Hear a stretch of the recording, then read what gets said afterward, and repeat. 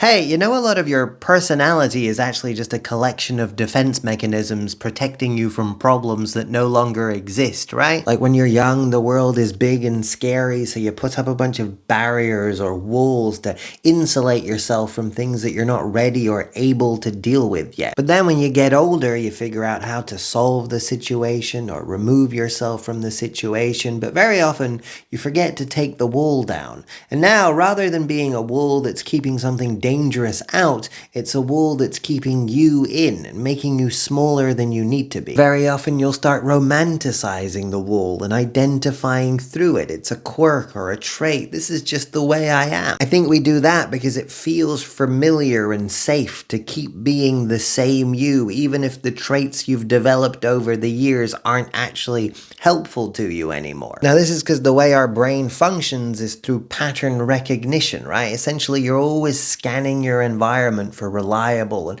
predictable patterns because predictability means safety. This is what we've evolved to do, right? Our physiology has evolved to keep us safe and alive and to help us thrive within our environment. This is why we're afraid of the dark, because we have no idea what might be in it. This is why we feel the need to project belief onto the unknown, because if we just leave a question mark there, it feels very unsettling. So we'd rather replace it with something that we've imagined that makes us feel more comfortable. I also think this is why we've developed this tangible sense of self, this persona, in the first place. Because humanity is a collective species, right? We only function well when we learn how to cooperate with each other. Which means if you want people to be able to trust you enough to cooperate with you, you have to become a predictable pattern by performing the same version of yourself, more or less, every time you meet them. Because if the you they're experiencing changes too much, you become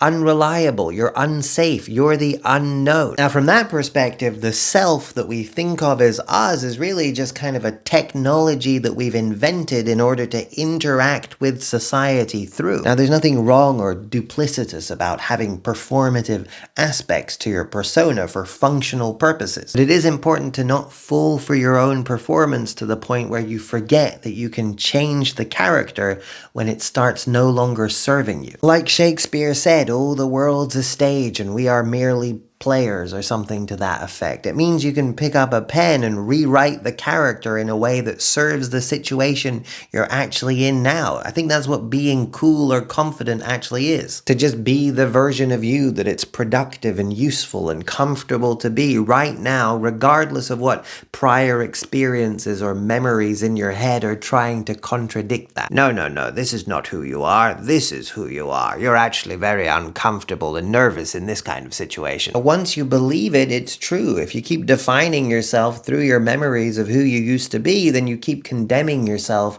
to never really change or grow. I think we'd all do well to remember that none of us really understand what's actually going on here, and that is just as true within you as it is around you. Most of what you are is the great unknown. It's a question mark, and when you replace that question mark with a belief simply because it makes you feel more comfortable, then you're trading the illusion of safety for infinite possibility simply because you're not ready to feel a bit unfamiliar to yourself.